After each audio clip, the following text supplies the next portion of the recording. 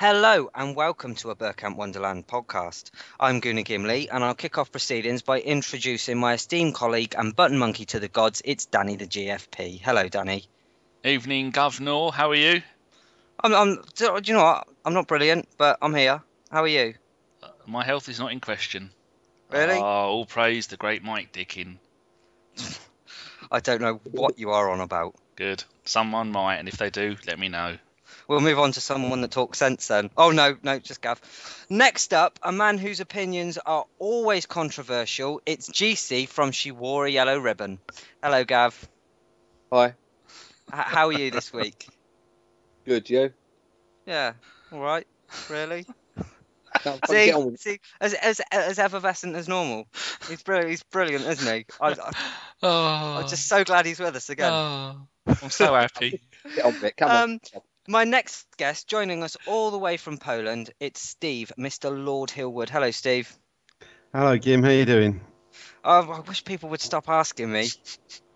Well, it's been a bank holiday here today, so I've unfortunately had to do lots of unpleasant stuff like housework and have a hangover and drinking more beer. Well, no, I haven't touched any alcohol yet, but at least it's not 37 degrees here today, so I'm in fine form and fully dressed for once. Oh, that makes a change. Didn't you do last week's podcast in your swimming shorts or something like that? Yes, I did. Yes. See? Hidden secret. Not so hidden anymore. Right, I'll move on to my next guest. Finally, a man who many of you might know from Arsecast. It's Mr. Arseblog himself. Hello, Andrew. Hi there. And how you doing? I'm well, thanks. I'm not going to ask how you're doing, so... Oh, I'd say he's a gentleman, isn't he? Oh, he's upstaged us all already. Well, I have to say it's an absolute pleasure to have you on, and you'll take over tonight from our chocolatey voice superstar, Mr. F. Carnage. I'll do my best. Big shoes to fill. Very, very big indeed. Right, I want to start off this week's podcast by talking about the goings-on at the club. This week we missed out on Gustavo, who's gone to Wolfsburg, and with the Suarez transfer seemingly going stale, a lot of fans will be wondering who and what is to blame for our inactivity at the club. So, without any further ado, I'd start off with GC on this one.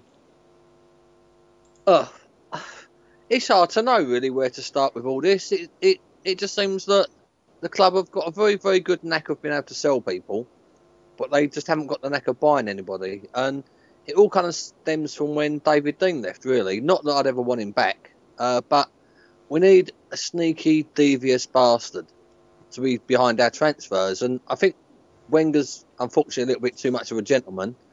Gazidis, don't know what the fuck he's doing. And Dick Law, he's only good for translating. So I think the problem is really, we need somebody to help Wenger. And, ever since the Dean fiasco and blah, blah, blah, there just hasn't been anybody to back him up and to actually go out and to actually pressurise him to buy players. So if it was left to Wenger, obviously we all know he would buy fucking nobody. Is that something that you'd agree with, Steve? I think it's a bit more complicated than that. I think it all goes back to what I was talking about last week about lack of managing the manager. And the manager being able to pick his own or approve who was to be his own boss. And that rather neuters any chief executive officer in any business when he's got a so-called star employee who's allowed to dictate company policy. And the other problem is that, as we've continually said on here, we don't need to just sign people on the pitch desperately. We need to sign people at in the boardroom because there's a lack of business expertise. There's a lack of specialised expertise in the areas that a business like Arsenal needs to have, and there's a massive lack of football experience there. There's no ex-players to talk to the fans, to be club ambassadors, and there's no football director who gets a list off the manager and goes out there and buys those players. And that's where the thing's breaking down. It's very obvious that Gazidis' statement about we've got lots of money, we can buy Rooney and some more, was not for the fans. It was not, as a lot of people think, to get people to renew their season tickets. That was for an audience of one. We all know that money's been sat there for the last 5 seasons. Wenger's chosen not to spend it, and it's got bigger and it's got bigger. And, according to one blog I saw this week, it's 150, but I would say it's closer to 180 because the figures that guy used, that Swiss Ramble used, were done in February. And now if you add in money we've been paid for certain players we've sold, plus the season ticket money, it's probably more than £180 million sat there, of which they could comfortably say spend 100 with operating costs of 80. And there's obviously a logjam. The Gustavo deal, which went boss-eyed, if the salary that Wolfsburg are playing him is to be believed at 120k a year, I can see exactly why Arsenal walked away from it. Very true, but you can't help but stop feeling that he's having all of these names put under his nose, and it seems like he's looking at them and he's going, well, either too expensive, the wages are too high, or we're just not interested, or I don't want him. How many players do you think that we can afford to pass by so late in the window? I mean, what is there? There must be about 18 days left. I mean, do you think we're running out of time? Arsblog.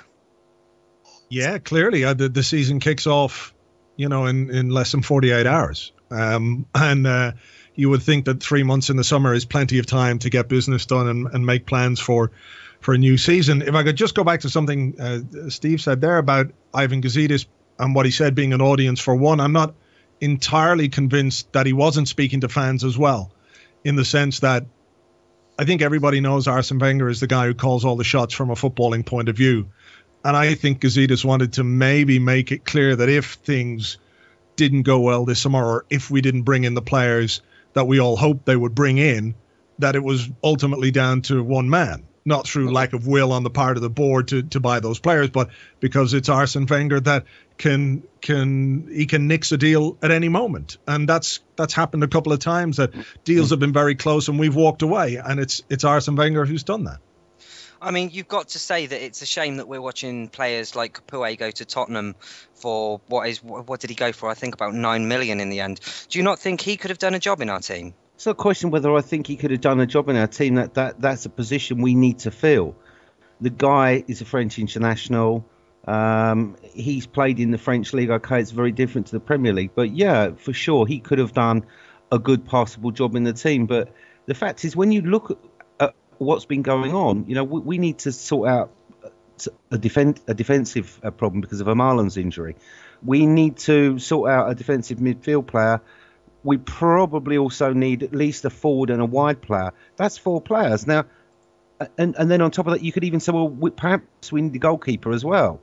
And none of those positions, none of them have even been discussed. Everything's been focused on the striker and the Suarez deal. And, now it's reached the point for me. I agree with what Andrew said. I think for sure Gazidis was making sure that he covered his own backside with those comments as well. I think the club's got a situation as well with the amount of injuries that they've suddenly occurred in the international friendlies, and the fact that I've just seen Arteta's out for the next 6 weeks. They've actually practically only got 12 first-team players fit. If you're Aston Villa tomorrow, on Saturday, you're going to smell blood and go for it. No, definitely. Sorry about it. I mean, the point that Steve made there, I mean, as it stands on the books, we've only actually got 7 defenders. And as you said at the moment, 3 of them are injured. So we really have got no choice what back 4 we're playing on Saturday. And then the same back 4 is very, very likely to have to go over to play out in Galatasaray as well. And Steve was very, very right in what you said there. Yes, I mean, we are desperate for, a striker that, can bang in 30 goals a season, because I don't think, no matter how many chances he gets, I don't think Giroud's going to be a 30-goal a season man. But the squad's weak in so many positions at the moment due to the, all right, you could say, look, we're better off without the players that we've got rid of, but they've got to replace them, and they've got to replace them with better than what we already had. Even Giroud at this moment in time, Giroud, the defender, would actually be a very nice, very handy to actually have on the bench on Saturday, because it's literally going to take one injury. If Gibbs gets injured, who the hell's going to play left back? Ramsey? No, that's very true. I mean, I'm looking at the list of players now, and it's 22 that have left, another 6 going on loan. What do you think Wenger is playing at, Danny? Well, I read an interesting article today in the Daily Mail, and if I just have a quick go through it, it says both the goalkeepers are fit, and then we've got Vermaelen injured, Monreal injured, Sagna injured, and then Ramsey is precaution, Cazorla's on his way back from Ecuador, Arteta Diaby is injured, Miachi is injured, and Sonogo is injured, which is brilliant. We've only just bought him, and he's fucked already.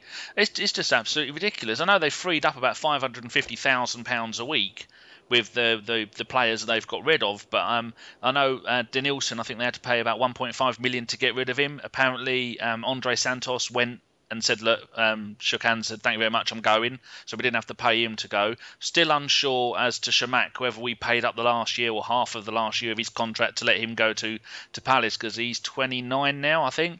Did he not just go on loan, though? No, originally it was going to be on loan, and I think he was on about 60 grand a week, but he's gone on a 1-year deal.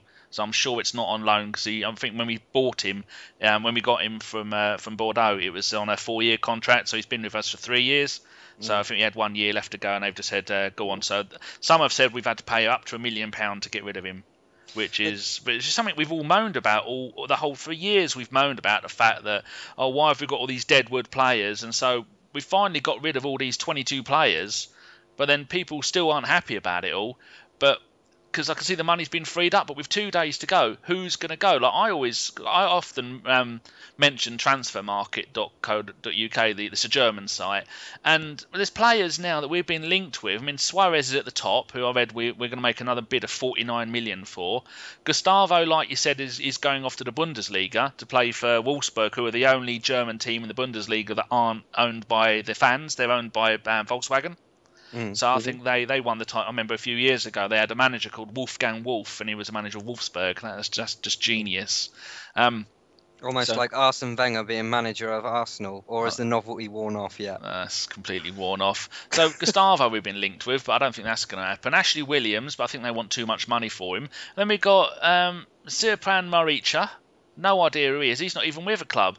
Then we've got Jesus Gamenez from Malaga, who I've heard of. We've got another one from Schalke, who I've never heard of. We've got Rafinha from Bayern Munich, and then Samuel Eto'o. So, I mean, this list is getting shorter by the day, and Flamini is number 9 on this list of bloody players that we've been linked with, for God's sake. So that's just ridiculous. What does he think he's going to get done? They've missed out the entire pre-season. That's the whole point. Man City and Chelsea bought all their players before the pre-season. They get to gel with the team. Well, that head start we had of having a settled squad and a settled manager fucked it all up by not buying anyone. I know you've got something to say about that, haven't you, Steve? I think one of the most telling points, I think something everybody's missing about how appalling these original buys for this deadwood were. I mean, we're in the most inflated transfer market there's ever been, and we're paying people to take players away. You know, we're getting very, very little money back in on them. But, you know, as Danny said, that list of available people, you know, is getting shorter and shorter. And the other problem is, as you get down to the start of the season, there's going to be a lot of clubs, unless they're in financial difficulty, like some of the Spanish clubs, who need to get some money in. I mean, who's going to want to sell their top striker? You know, I've seen today we're linked with Mishu, for Christ's sake. We've gone from Higuain to Suarez to Rooney to Mishu. And Mishu's a good player, don't get me wrong, but is he the top quality, the guy who's going to sell the shirts, and is he a game changer? I don't know that he is, but you're looking at a figure of £20 million for him. I know if Arsene Wenger goes out and signs Michu, I love the man, but I won't miss him when he goes, because it's not, that to me isn't a problem solver. He is not good enough for Arsenal Football Club, and as many goals as he banged in for Swansea last year, he's not really that proven, as in he's not done it year on year. I mean, what do you think, Andrew? Well, it wasn't so much a point about Michu, and you'd have to think at this point that's very much a desperate sort of signing, but it was just to go back to the point about the deadwood and the players that we've signed and the quality of some of the players that we've signed over the last few years who really haven't been terribly good. And I think some of the reason behind that is the structures that we've spoken about, whether it's director of football or the scouting, you know, they're lacking at the moment as well. So I think we're seeing the effect of that again this summer. The names that you've mentioned there, beyond the big guys like Higuain, you don't need to be a great scout to know that he's a very good player. Same with Suarez, same with Wayne Rooney. You don't need to be the best scout in the world to know that these guys will be good signings. Who are these guys finding for us? Who are the players that they're digging up? You know, Koscielny is perhaps the last player that we brought in from sort of left field, you know, who nobody really knew of, who's turned out to be any good. And you look at the likes of Shamak, of Park, Santos. You know, they're a bit desperate, you know, a couple of those signings because they came after the 8-2 and close to the end of the transfer window. But, you know, I think you've got to look at why haven't we been linked with better players and more players in the positions, you know, that you've spoken about. Centre half, we need a midfielder. We could definitely do with a striker, and that's where you've got this big name. But, you know, we could probably do with a winger as well, maybe a goalkeeper. Where are the players? Who are the names that we've heard of? We haven't heard of anybody. And I know they play their transfer cards close to their chest, but I think when you look at the players that they brought in, you can't have an awful lot of confidence in them finding players that are going to improve us, you know, unless they go to that top bracket. I mean, some might argue that in this window, it's already too late because all the big moves have gone. I mean, I think we had a lot of eggs in one basket with Suarez, and I think there'll be quite a few red-faced people at Arsenal if he doesn't sign. I mean, who is the next best thing bar him? I mean, I know I just touched, and Steve did as well, on Michu, but thing is, do you remember a player called Amir-Zaki that played for Wigan? He came in first season, he was brilliant. Where is he now? And I think, you know, players like that are a big risk. I mean, what do you make of it, Gav? Yeah, I mean, on the Mitchell, really. I mean, I'd love us to sign him. He's one of these players that'd be a good plan B. You know, he can sit behind the front man and lay it off. He can play as the front man, and you know, he banged in 2 against us after all. So you know, he's not a bad player. But like I say, again, it's the problem. I mean, you'd want to see Mitchell come in and a Suarez and a Rooney and a centre back, and I don't know whether they've put all their effort and energy into signing Suarez. Look, nothing else has actually got done. But they've obviously, you know, they've sat down at some stage. I mean, you must think that, they, you know, at some point Wenger's sat down and he's made a list and made a plan. Because, you know, they've got rid of everybody that more or less needed to get rid of. I mean, there's only Diaby and Bentner left, who are like the complete fucking waste of times in our squad. But they've got the plan on getting rid of people. So he must have, at the same time, put a plan in place for who he's wanted to buy. And if he's had that plan in place, apart from the injured postman from France, they've missed every single target they've gone for. So you know, I just don't understand. I can't understand how they can manage to do all these deals to get rid of players, and they've only done one deal to bring a player in. And at some point, I mean, you've got to give Wenger, sorry for my politically correct fucking pronunciation, fucking wankers out there. Wenger, at some point, must have made a plan, and he must have had this plan on who he's wanting to bring in, and Wenger he's missed everything. So, I mean, is it Wenger is no longer the draw that he was? Is it the club's no longer the draw? Is it we're not paying the wages? I mean, it's probably all of the above. And the problem is the only people that suffer is us lot at the end of the day, because we're the ones that are, you know, propping up the company by paying their wages. And that's what really gets me. Do you know what I mean? I mean, I was talking to Steve, and I don't know if you remember this, Steve. I think it was a couple of weeks back, and we were talking about the transfer situation. And you said that surely what he should have done is he should have gone out and bought someone like Fellaini, and made an announcement like, "There's a player. There's more to come." You know, just to quote last week's favourite line of the podcast, "Have a little patience. You know, more is coming." I mean, do you think that was the clever option, Steve? Of course, it's a clever option. I mean, at the end of the day, we all know that there's two positions the club's got a glaring deficiency in. One's up front because we're not scoring enough goals, and the second one's a defensive midfielder who can go box to box, drive the game, and defend the back four. We could have got Fellaini for 23 million quid. I understood there was a deal on the table, but somebody didn't want to pay him £107,000 a week. Now, you know, if you want to get the fans off your back, if you don't have a disastrous window, you get the one player who's consistently been the most aggressive, horrible bastard in the Premiership over the last 3 years, a guy who runs games, who was a pain in the arse against us last season, home and away, who destroyed Man United at Old Trafford, and you buy him. And yeah, okay, it costs £24 million to buy him, but actually, you know, that 24 million's worth it. If he scores 10 goals and he prevents 10 goals, that's actually like having a striker who's actually got you 20 goals advantage, and that would have got everybody off of his back. And it seems to me that I think that Arsene doesn't like the fact that Gazidis said those words and has put the pressure on him. I don't think he likes it. I think now he's decided he doesn't like the market, he doesn't like what's going on, and he thinks that he's got enough clout with Kroenke and enough clout with the fans to stubbornly bludgeon his way through this and do it his own way. And I'm afraid he's in for a very nasty surprise because, you know, I saw today somebody write a comment about he's not seen Arsenal fans so upset since Billy Wright was sacked and 5,000 people turned up at Highbury to protest. You know, it is that bad. And I think if we get to the end of the window and there hasn't been those signings people expect to see, and also in the positions we all know we need to see, people are not going to accept the supermarket sweep. They're not going to accept a few dodgy players. Okay, one of them might turn out to be a Koscielny, but the fact of the matter is that we had more cash in our bank than the rest of the Premiership added up, and we could have gone out in this market and done business, bought Fellaini quickly, and then turned around and said, right, well, we've got filled one of the key positions we need to fill, and there will be more. Watch this space. And then we wouldn't have the mood we've got now. But now people are just going absolutely mental. And a comment to Andrew, I mean, I saw some idiot during the week when you wrote quite a sensible blog entry about, you know, what the hell's going on here? You've had 3 months, so this is complete, you know,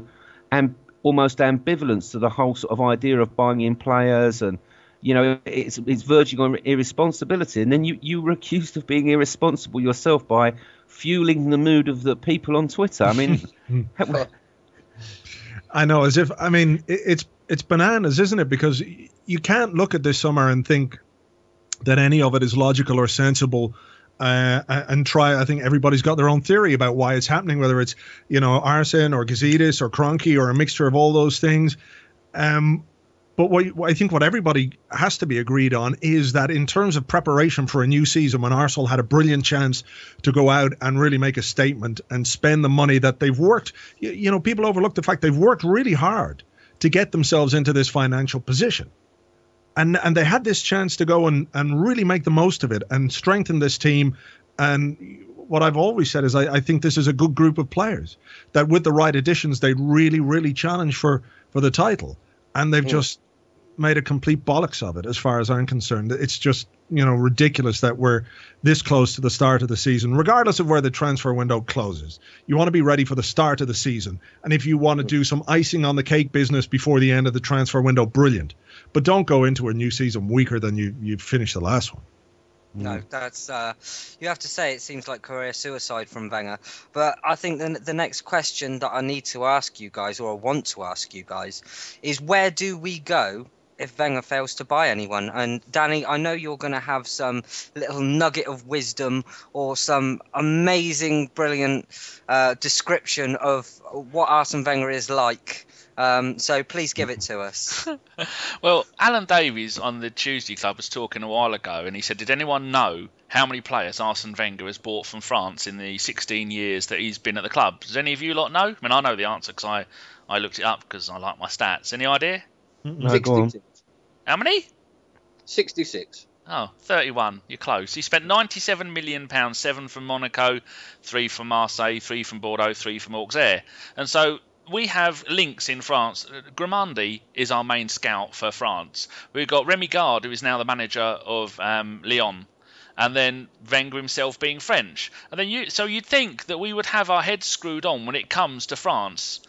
Since in the last season and a half at Newcastle, they've bought 9 French players. 9 players from France. Players like Moussa Sissoko and Johan Gouffran and Debuchy and I'm reading all of this because I no way I remember these names, Marveau and Johan Cabaye. All of those players, none of them were very expensive. I think the most expensive was about £4 or £5 million for Debuchy. And that's it. Why? They're the sort of players that we used to always go and buy, and half of them would turn out to be really good, and we'd keep them. The other half we'd have for a while and then flog them on for a little bit more money. Like, had anyone heard of Nasri, the little shit, before we bought him? See, they were the sort of things that we were doing, and when he's not doing them anymore, and it's just unbelievable that we have a French manager who has got 2 ex-players playing in France that are, as a manager and as our main scout, and we're getting fuck all from France apart from some dodgy postman who within an hour of turning up he's gone all Diaby on us. It's ridiculous. He has. He's best friends with Diaby in the treatment room at the moment. Does anyone actually know how long he's out for? Steve? No, I don't think they're giving out any injury news. I mean, it's obvious the club are on to the fact that everybody's extremely pissed off, to make an understatement, because earlier on this evening, some trade magazine put out an article saying that Arsenal had spent 40 million quid upgrading its event centre and hired loads of staff. And within about 10 minutes of that appearing on Twitter, Mark Ganella, the Arsenal communications officer, was on there denying it all and dispelling it and saying that he's trying to get hold of the editor to get it removed because it's incorrect. So, but, I mean, you've got to look at this thing with what's going on in 2 ways, because it seems to me there's a lack of urgency in needing to buy and a shortening down of what's available to buy, almost like rationing. And our ration card is very full, but the shop shelves seem to be rather empty. But the other point is, let's say, for example, we draw against Aston Villa on Saturday. I hope we don't. And let's say we unfortunately had a crap first leg of the Champions League qualifier against Fenerbahce, and we lost to Spurs. The Arsenal world is going to go absolutely mental. That's what I've got us down as. I've got us down 1-1 against Villa and a 2-1 loss against Fenerbahce. It's going to go absolutely mental, and then the pressure's going to be mounting. And I know one thing from my experience of working in big businesses: people who fail do so, they pay the price for it, but it won't be Ivan Gazidis that pays the price for it. He's already covered his backside. For sure, he's reporting back to Kroenke's people absolutely what's going on with the mood amongst the fans, what's going on with the perceived public lack of activity in the transfer market. And actually, Gazidis will be very frustrated because it's his plan that Andrew referred to, and he's worked with Fox and that team that's got Arsenal to this financial situation they're in, which they're failing to take advantage of. So, yeah, if this window doesn't go to plan, I don't find anybody of any worth, and then the results go horrible, by January you could be looking at Arsenal looking for a new manager. Yeah, but do you think, realistically, how bad does it have to get before Kroenke starts giving a shit? It's got to get really bad for quite a prolonged period. If it just gets a little bit bad, he's not going to care that much. Really, is he? And I think he obviously is a great big fan of Arsene Wenger because, look at what Arsene Wenger does for his investment. He doesn't spend all the money. He's not demanding. He's not looking for more transfer funds, here, there, and everywhere. He's not a Harry Redknapp looking to spend money they don't have. I think the idea of Kroenke giving enough of a shit to make a change is a bit unrealistic. For me, anyway. I know you're going to have something to say on this, Gav. Yeah, Kroenke, he clearly don't give a fuck, does he? Do you know what I mean? The main point that's getting me is, all this talk about inward money and how much the club have done and blah, blah, blah. To me, I don't fucking get that either, because I don't think the actual marketing team have actually brought in loads. They've done a deal with Emirates and a supposed deal with Puma at market rate. The reason why there's a hell of a lot more money going on is because the TV money has gone up. The TV money has gone up. That if we finish fourth next year, big if at the moment, we'll actually end up £30 million better off in TV prize money than we actually were last season. So this extra £30 million floating about, or extra money they've got, they're talking about for players, isn't something our marketing people done. That's a Premier League wide deal. Even the bottom team is going to end up 30 million quid better off than QPR were last year. So, I just despair sometimes, but the bottom line is Wenger's the problem. And Wenger's been the problem for 3 or 4 years, because even 3 or 4 years ago, we had 25, 30 million pound that went unspent, and it just kind of went from there. Really, Wenger's the problem. Get rid of Wenger, get a younger manager in that's hungry, that knows value, and let him get on with it. Let's try and find the next Arsene Wenger, basically. Off you go, Steve. I think obviously, Gavin, you don't. I'm not trying being condescending, but not working in big business. I don't think you understand how difficult it is to put, in a sense, a big company that's been run into the ground by a bunch of old coffin dodgers as their private gentleman's club for the last 30 years, and has had a top employee whose performance when he first came to the club was brilliant. But Arsenal were never commercially astute, and when that team was brought in, they were hampered by those deals that were struck to pay the stadium deposit. And I agree. Wait a second, let me finish. They worked very hard to get the best deals that they could get, and it's, at the end of the day, as a marketing person, when you're trying to sell a brand that consistently sells its stars and doesn't win stuff, it's very difficult to get so-called market price. And there's a lot of deals that they've done which haven't been announced yet because they can't be announced because the deals they're replacing are still in place and legal restrictions apply.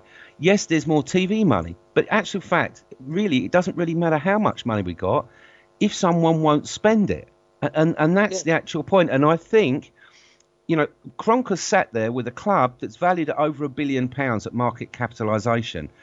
He's seen his investment growing, and we're now at the stage where that extra money is going to kick in. But without those stars on the pitch, the value of his business is not going to go up.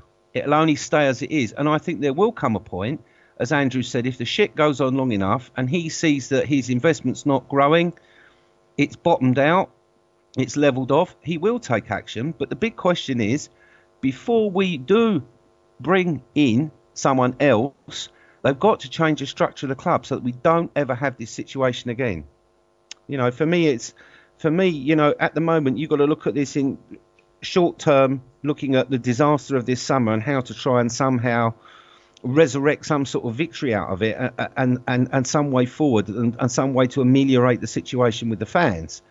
And I think for a lot of them, I think it's just a bridge too far. I think so many people who were convinced by Wenger and the club's spin about needing to only spend what we make, despite the fact that the reason we were in so much financial problem was their ineptitude in the first place. But now that's being seen through, and it's going to be very difficult for them to get those fans back on side. And next year, when we come to the same situation, if they haven't spent money now and in January to strengthen the club, they're going to find it very hard to sell season tickets and get those club level season tickets renewed. That's for certain. But I think at the moment, they're finding it difficult to sell them at the moment. I mean, the club level wasn't full last year, and it certainly won't be full this year either. And like I say, the main point, I mean, when you go to marketing and blah blah blah, all that jargon, I don't pretend that I understand big company finance and big company marketing. But what I do know is the Arsenal's, one of the names, it's one of the biggest brand names in football throughout the whole of the world. We are in the top 10 recognised teams in the whole of the world. To market that is a marketing fucking man's dream. Do you know what I mean? It's an absolute market man's dream. You can't. I can't. I don't know. Maybe I'm biased, being like, how much I love the club and how much my fan. Do you know what I mean? Blah blah blah. But I just can't understand how anybody could foul to sell the Arsenal. We've got the biggest ground in London. We've got the most supporters in London. We've probably got the most supporters in Indonesia. Do you know what I mean? We are a market brand. We're a worldwide brand. So, there is no issue with that. And as for Kroenke, I think I read it the other day. If he sold up now, he would make 245 million quid on his shares. And it would be absolutely lovely if he did that. But, we know he's not going to do that. He's in for the long haul. But with, the marketing deals that are going through at market rate and with the TV money going up, he's not going anywhere because his investment's just going to keep going up. The only time Kroenke will ever give a fuck is if it looks like we're going to get relegated. That's the only time he's ever going to give a fuck. But surely, that's when he loses money. We've got this new kit deal with Puma. I don't know if that's been announced yet or it's still yet to be announced. Steve will probably be able to tell us a little bit more. But surely they're going to want some star names on the back of their shirt, aren't they, Steve? Well, I mean, I think this is one of the big things in the modern game. I think fans miss how much sponsors can influence clubs, how much they can not just drive a club's policy in the way forward, but also how they can actually dictate which players go where, because they have sponsorship deals with these players. When they want to move one of their players from a club X to what they consider a bigger club, very often they're in there helping out with the deal and giving the guy extra money so that the wage package the club has to offer isn't so prohibitive. But yeah, of course, I mean, if you think about it, let's think how this was sold to Company X. I'm not going to give any names. But, you know, somebody from the Arsenal will have gone there and done a presentation about Arsenal's global worldwide brand, the affluence of our UK-based fans, our penetration into African markets and Asia and so on and so forth. And they will have pointed out, we've got this huge cash mountain, we've got one of the best managers in the world, and we're going to go out and spend it this summer and make a right statement. Now, guy buys it, he signs on the line for £40 million a year. Now, you've got to look at that. That's a 5-year contract. You know, that's £200 million, more cash than we've got in the bank at the moment. That guy's boss is probably saying to him, why did you sign that deal? They haven't signed anybody. They've cocked up the transfer period. Get on the phone to them and ask them what the bloody hell they're doing. And the reason, you know, these deals, as I said before, have not been announced is because the current sponsor, until their deal expires, is still the sponsor of the club and is still entitled to receive publicity and has legal entitlements under the contract until it expires. When it's in its expiry period, then the club can announce the new deals. You've got to worry why Nike, if obviously the Puma deal is going through, blah, blah, blah. And there was a lot of rumours at the time that Nike had, in the initial contract, once this contract was over, they had the right to match anybody else's offer that come in. They can still do that. Yeah. You've got to actually wonder why Nike don't want to be associated with the Arsenal anymore. And we're going that, like, no disrespect to Puma, but if you're talking about sporting global brands, they're third, fourth down on the list.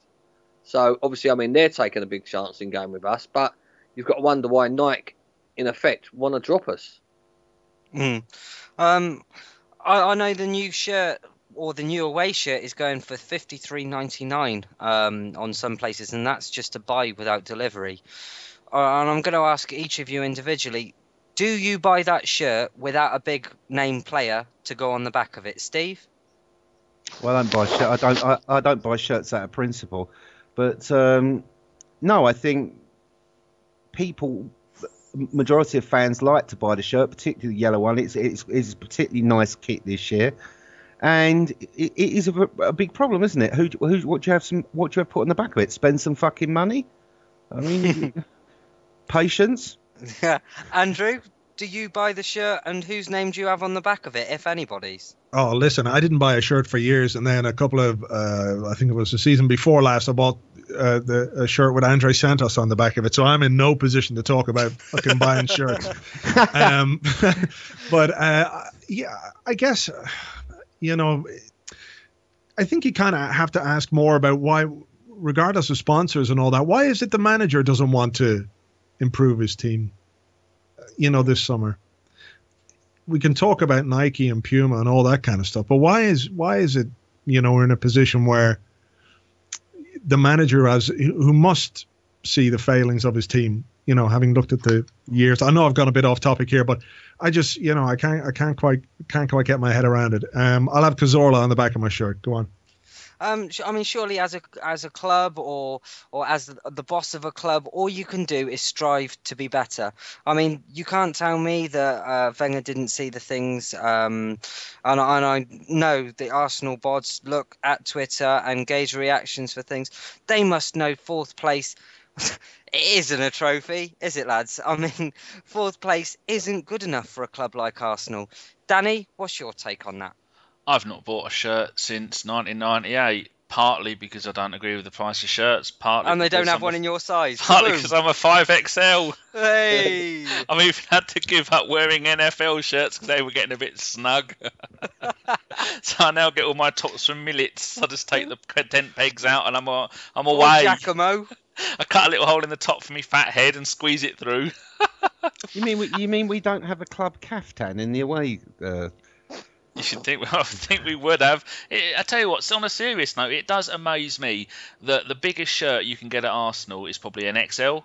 And Yeah. there's no, it would be obscene if I got into an XL. I'd need to be cut out of an XL. There's not, my circulation would grind to a halt within minutes. It's ridiculous that the clubs don't do a fat person range. I mean, every other place does for every other type of clothing, and it's with the UK becoming fatter and fatter people, and we're getting more and more Americans supporting Arsenal, and they're a fat old lot as well. Oi, Danny, you can't say that. Oh, I've seen them. Some of them are right old porkers. We love you, America. Oh, I do. A big MLS fan. Come on, the What is that? Portland Timbers. We are the Benetton of podcasts. We love everybody. Well, anyone who listens know that I'm a fan of the MLS and stuff like that in general. But I would I think the last time shirt I bought would be one for my daughter, and that just had 5 and Sean written on the back. And I bought her an England one, and she wore them twice. Would you pay $53.99 for one if you were looking for a shirt? If it was $19.99, I wouldn't fucking pay for one. They can go fuck themselves. Right, we'll go straight over to Gav then, because I could see this taking a similar tone. Yeah, no, I'm probably in a unique position. I don't think I've ever bought an Arsenal shirt for myself. I was born in August, so throughout my teenage years, it was an easy birthday present just to sort of buy me an Arsenal shirt. Do you know what I mean? So I've never actually paid for an Arsenal shirt for myself out of my own pocket. I stopped them when I got to 30 because I didn't used to wear them anywhere but out, around the house. I don't wear them to games or anything. I think adult men with teenage and young 20-something players' names on the back of their shirts, I think there's something a bit mentally wrong with them. Full kit wankers. I just don't get it. And the full kit wankers, I mean, they're in a world that they're in a completely different fucking planet. A lot of Tottenham ones on there if you have a look. Oh, don't. Well, have you ever been to Haringey, mate? Fucking hell. Do you know what I mean? That's actually the best. Says it all. Well, I mean, there's only one decent clothes shop in Haringey, and that's probably the Tottenham shop. And do you know what I mean? That is the best clothes that they actually get. So that's probably why they're all fucking wearing that in full kits, because there's nothing else to fucking buy. And I bet you that's all knockoff, isn't it? Oh, don't. Well, it's surrounded by knockdown buildings, isn't it? Fucking shit area. Anyway, but yeah, no, like I say, I mean, I might buy the little one a kit. I might buy the missus a kit, but like I say, I wouldn't wear one myself personally. I mean, it's just nah. Like I say, I don't really get it. I mean, what do they think they're going to be wearing a top with numbers? I mean, a name and a number on the back, and at half time Wenger's going to say, come on, can you come on and play? I know that's not like beyond the realms of imagination at the moment without the players we've got, but yeah, no, fuck wearing kits. And it makes you better at football, though, if you're wearing an Arsenal kit. Oh, it does. It makes you look 10 times better as well. But for $53.99, and you know the way the club's going, they come off. Why do you Steve, censor out the word "fuck off"? And that's the least of our fucking worries. do you know what? I'm still waiting for Andrew to say cunt because we've had so many people that have wanted it this week. I'm not even joking with you. Oh, please, Michael, do it for us. Andrew, do it for us. I'm not your performing monkey. Come on. You know you want to. Yeah, you cheeky. Well, girl. look, if we get onto the subject of somebody who's a cunt, I'll happily call them a cunt. Yeah, that's good enough for me. Right, next up, we're going to be talking about Marwan Shamak, and we'll go straight over to Andrew. Yeah, what a cunt. A very rich cunt, though. Yeah. Oh, right, on a serious note, I know you wanted to say something, Steve, so we'll go straight over to you. I mean, the nightclub owners and the brothel owners of South London must be having a carnival over there now he's arrived. Apparently. He's and probably the local hair gel suppliers as well. No, I mean, this was a guy, when he first came to Arsenal, I mean, when RVP was injured, he was quite an effective player. He did well. And then I think he got what's known in the game as big contractitis and was getting horrific amounts of money every week, and just thought, actually I've signed this deal and it's for 5 years, and I'm getting, because I was on a free transfer, I was on 95 grand a week. I'm a Hollywood star. Let me go to Las Vegas. Oh crap, I have to take out a super injunction, and he's just a reprehensible hypocrite, involved in Muslim politics in his own country. Hence, that's why he needed the super injunction to hide his Las Vegas shenanigans with shisha pipes and brasses. But he's gone. Let us have 1 minute of happiness that we've actually achieved something this week, which is positive. But do you not think that, and I'll reel off Schillaci, Gervinho, Sharvin and Shamak, these were all players that the fans got on their back very, very quickly. Do you think if the fans hadn't got on their back that they could have gone on and improved themselves? Or do you think that they were shit, they were always going to be shit, and good riddance? Andrew? No, I wouldn't blame the fans really at all, even though some of them got stick. I mean, Gervinho got plenty of support, even though he was quite limited. Arshavin, there was such goodwill towards him when he arrived, and even well into the spell at the club where it became obvious he wasn't the hardest worker in the world, there was still, people were still very favourable towards him because he was a good character, and he did have that bit of quality, and traded off those 4 goals at Anfield.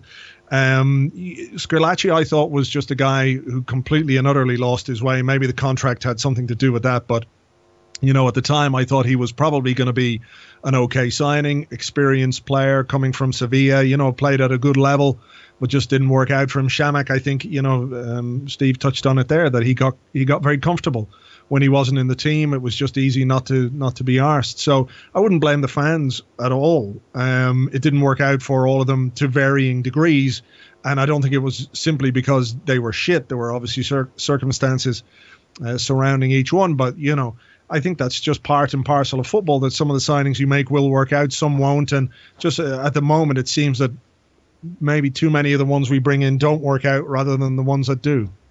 And I know you talked about Aston Wenger, and it's a point that I'm finding difficult to get away from, because you made the point that does he not want to improve the team? I mean, Steve, what do you think? Because I know you've got something to say about it. No, I mean, I read a hell of a lot of stuff about, the team and Wenger, and I was reading Philippe Auclair's book on Thierry Henry. I was sat reading it one night, and I came across this sort of description of Wenger by Auclair that he talked to Henry about, that he said the guy lived a life to the full with a Gallic flair, like a gambler at the tables, proud of his team and utterly convinced of his own ideas. And I just have this sort of vision of Arsene being a genius who has worked his way into believing that the system that he's constructed is the only way forward, and that he doesn't like to listen to criticism of that. He considers those that don't understand it perhaps may be less intelligent than him and perhaps not worthy. But I think he's a bit like the gambler who's at Las Vegas betting his last $100 on his system after 10 years of failure. And I think the problem is that the plan doesn't work. And I get the sense, I mean, there may be some sort of standoff between him and the board, that they've put these deals down. We've bid this money for Suarez. I can actually see him finding that quite reprehensible from his principles of egalitarian principles, and the way that he tried to sort of organise this socialist wage structure. I can see him finding the whole idea of it quite abhorrent. Now, I don't know whether the inaction is because of that, but I think Andrew's got, it's a really massive point. Everybody in the whole world is screaming out and saying Arsenal need to sign 4 or 5 players, they need to improve. How many other managers sat at the moment digging through databases would love to have that money that Arsene Wenger's got to spend, and would go and invest it and improve their team vastly and win their team more points, more sponsorship money, more prize money, and so on and so forth? It's very, very strange, and it almost unfathomable that somebody doesn't want to improve. But you can also say that David Moyes at Manchester United also has a massive, massive pot of cash at his disposal, yet he can't seem to bring the players in to play under him. Gav? I mean, Miles is in a position where he's got the team that won the Prem. So, in theory, he's got the best team anyway. And to be honest with you, I don't give a fuck what them wankers in Manchester do anyway. With regards to Arsenal, as much as Wenger's socialist, wage structure experiment that's clearly failed, he's still picking up £7.5 million a year, and he's probably still one of the highest paid managers, in world football. And he keeps failing, and nobody knows why he's failing, and what his mentality is behind it. Because everybody and their dog knew what we needed, last year. Everybody and their dog knew what we needed to strengthen the year before that, and we always seem to strengthen 2 or 3 years later. I mean, we haven't fucking replaced Lehman yet, and I just don't get it. I mean, there's only really one solution. I mean, I know it sounds very cutthroat and very cut and dried, and yes, there needs to be changes throughout the whole of the club, but the only solution to really is just to pay him off, just to get rid of him. Because we're not. He's so stubborn and pig-headed that he's not going to change. And after 8 years of him not changing, I mean, how many times can we keep repeating the same mistake till we realise that the problem is the bloke who's actually in charge of the football team? So I'll finish this segment of the podcast off, and we're going to be nearly done tonight, bar analysis on the Villa game. Or what we think the scores are going to be. But I will get you to answer one simple question, which is: in Arsenal we trust, or in Arsenal we rust? Danny. I see what you've done there. You've used the word arson twice. That's genius. Yeah. Both. If he stops thinking it's 2004, pulls his finger out and spends the money like he should have done, we can still get fourth. I think first, second, third are out. We will not do. We can't do it. They've all gelled. They've bought better. The players we're getting linked with worse and worse players the whole time. So I think he's got 1 year left on his contract. If he doesn't finish top four and maybe win a cup, it's time to say goodbye and thank you. Trust or rust, Danny? It wasn't difficult. Trust or rust? I missed that bit. I don't know which one to. I think we're rusting. Yeah, the end of this season is going to be 9 years without him, without anything, and it's we're rusting. We're going backwards. So your vote is on in Arson we rust. Yes. Do I even need to ask Gav?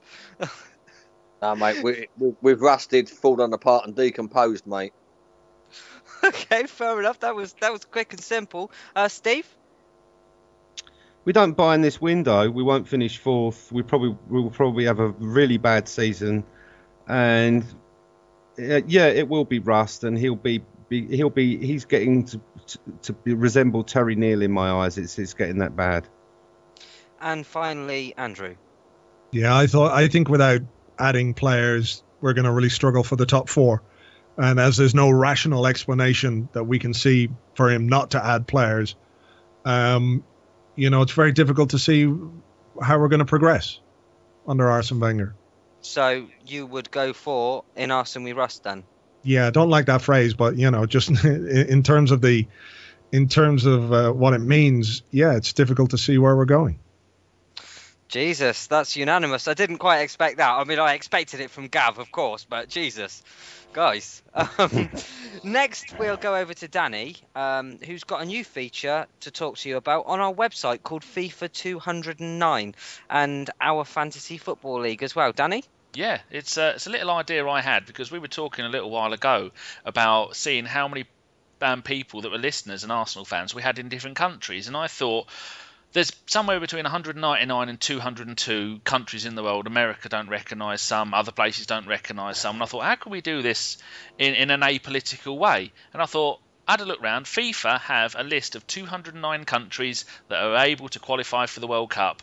And so I thought that's why we call it FIFA 209. So we've been doing that, and up until we've been doing it for 2 days, we've got 220 people that are on the list from 61 countries in 2 days. So that's amazing. So if you want to go on there, then someone else said it's a really good idea because there was 2 people, both in Bahrain, both Arsenal fans, both listeners to the podcast, and never heard of each other. So now they know each other. And there's 3 people in Croatia, and one of them didn't know the other 2 were there. So it's just like, if you want to be on the list, let us know via a tweet. Don't really message on the site because it's just hard to keep up with it all on there.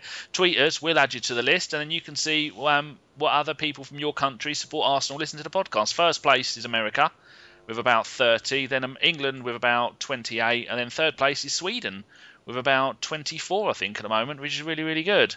Quite a few Canadians on there as well, isn't there, Danny? Canadians, yes, we Canada. We do love Canada, and they're not all lumberjacks, but they are all okay.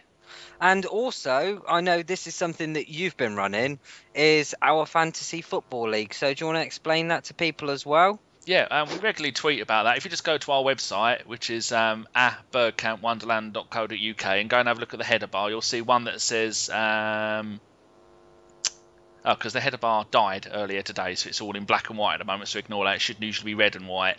If you click on the fantasy football one, and then it will give you the web address to go to, then it's the order of the 6 things you've got to do. Like, you've got to pick your team, then you've got to build your team, click on join a private league, put the code in, you go and do that. Now, I did one for my own website last year, and we got about 30 people join it. So we were thinking about 50, 60 people, weren't we? Yeah, we thought, I think we said to each other we'd be happy, well, we'd be ecstatic with about 100. Yeah, so far, earlier today, there was 1,510 people had joined it, and the winner gets to come on a podcast at the end of the season. As long as you speak English to a decent degree, which most of us don't, and you've got to be an Arsenal fan and prove it, then you can come on and you can get to pick the guests that you come on with. And we're dabbling with the idea, if things are a bit slow about Christmas time, maybe we might do one who's head of the league at Christmas. And if I win it and Gimli comes second and Gav comes third, then it will be whoever isn't already on the podcast. If you come fifth, then all the top 4 are already on the podcast, and it's whoever comes fifth. So we ain't going to try and swindle people out of it going, oh no, Gimli won it. Well, he won't be winning it because he's got no idea what he's doing. Well, you ain't going to win it either. Hey, I don't need any hate from you, young man. Get back I'm to the defensive box. this week, remember? That's we need a defensive midfielder. If you've got your shoes, we can get you a game. Yes. Can't afford me. No? No. Good. Right, so yeah, that's the 2 things we're doing on the site. And so if you want to just go and have a look at the site, or tweet us if you want any more information about it. And there's another thing that we need to announce, which is something that I'm overseeing as well. And a Bergkamp Wonderland would like to introduce the arrival into blogging. We've got a blog manager set up. His name is on Twitter. He's at PhilGooner25. He's going to be looking after it, and if you have an inquiry or would like to blog for us, then please contact Phil. But we look to be up and running in a few weeks' time, and we're going to try and put something out every day if we can get enough people. But the response so far has been pretty good, and you'll see something on that toolbar that Danny was talking about on the top of the website. And it's the future's bright. The future is a Bergkamp Wonderland podcast and blog. And fantasy football. And fantasy football and FIFA 2009. There's a lot of things that the and future Facebook is. page.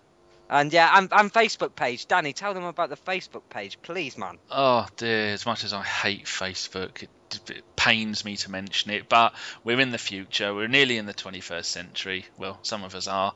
If you go to Facebook and then just go and search the AFC podcast, all one word, go and give it a little like. We've got 148 so far, and in a population of just over 7 billion people, that's pitiful. It's bad. And we should have more, because unlike the Spurs fans, most of us have opposable thumbs and we have electricity in our houses. So yeah, go and give that a like. And I've liked it, but don't message me on there. I mean, I am on there somewhere, and there's probably naked pictures of me on there for the ladies. I'm still single, ladies. If you're looking for some chubby love, chubby loving. Hey, Daddy, tell me, when you go skinny dipping, do you call it chunky dunking? I can't. I've not found a swimming pool that can take my girth. Oh Jesus! Not to mention the fact we are also on Instagram, and we have our own YouTube channel as well. Oh yeah, we're on Instagram, and we don't know how to use it.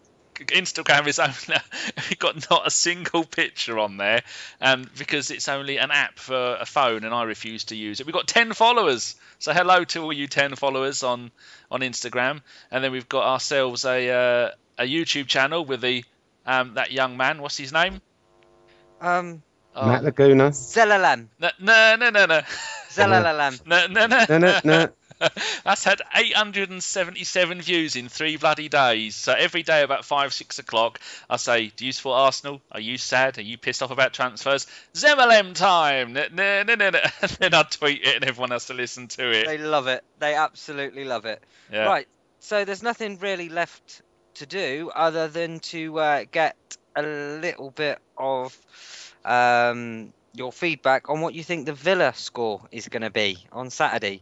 So I'll go straight over to Danny. And what is your score? Because we're doing am I right in saying we're doing the Predictions League on the website? Yeah, we certainly are. This is your idea and Gav's idea, and I've been the one who's had to edit it all and try and make it look good, which is why the title bar has gone all wonky, because I don't know what I'm doing.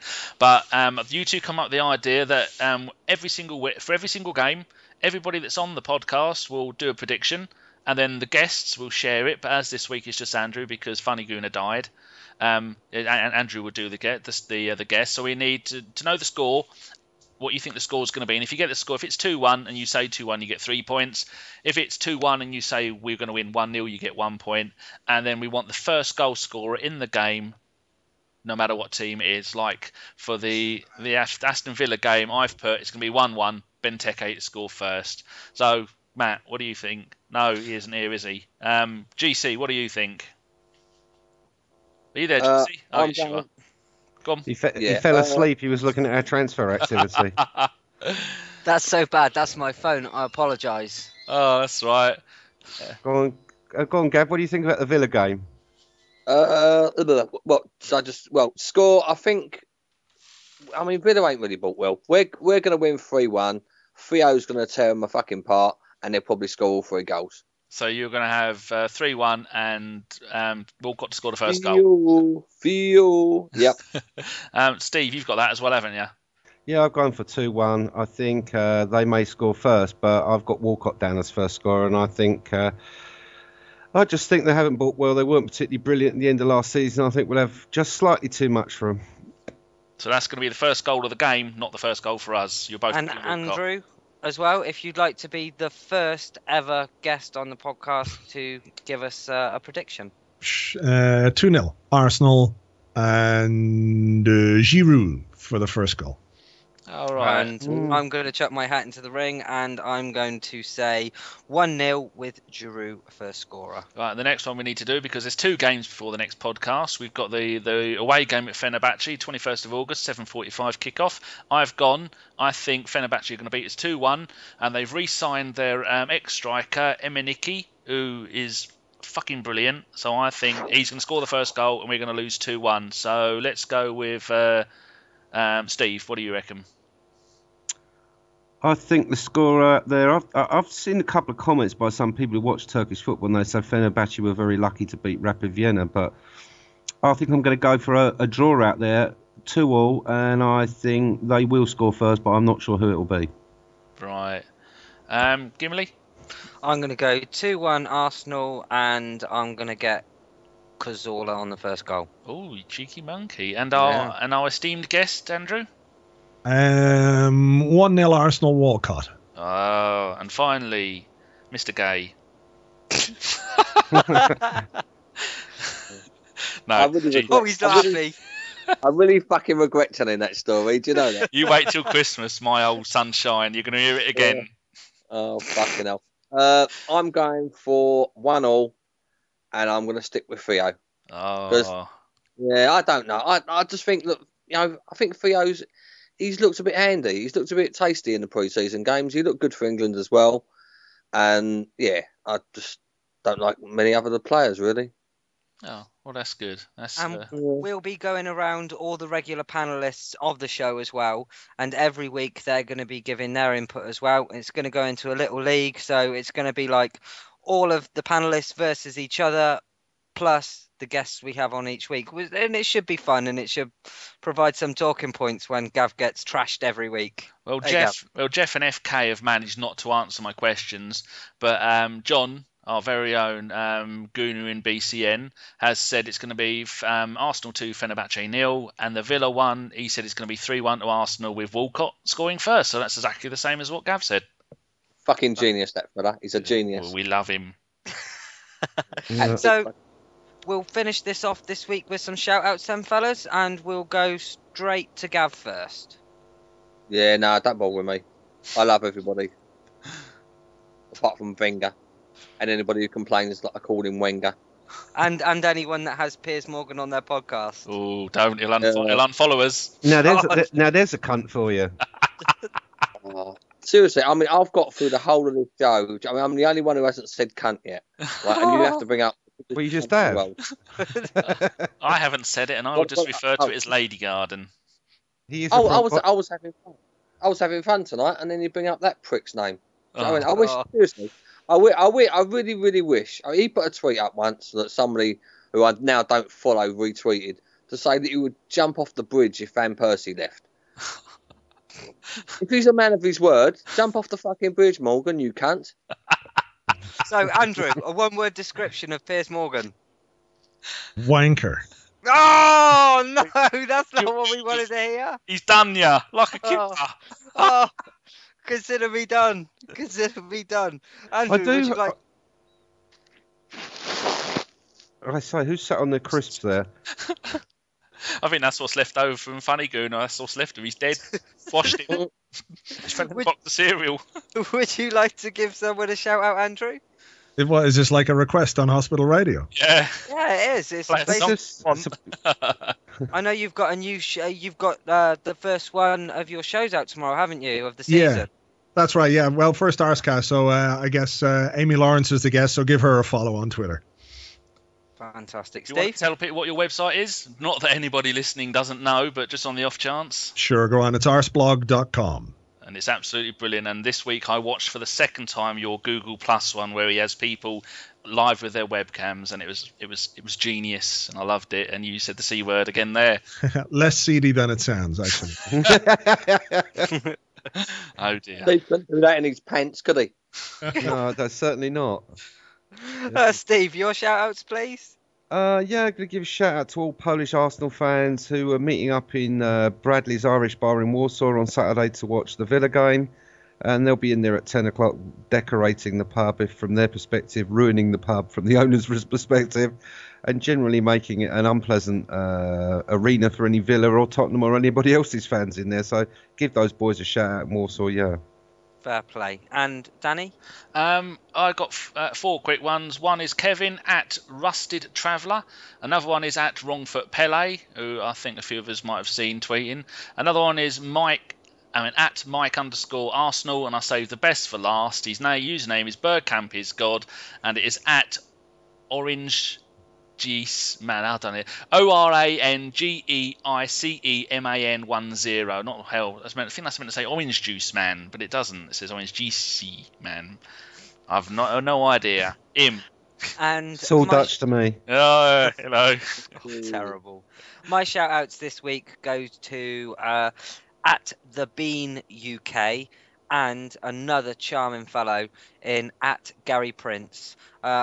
I don't know how many of you are aware of it, but I've had a bit of bad news this week, and they were the first 2 people to send their good wishes.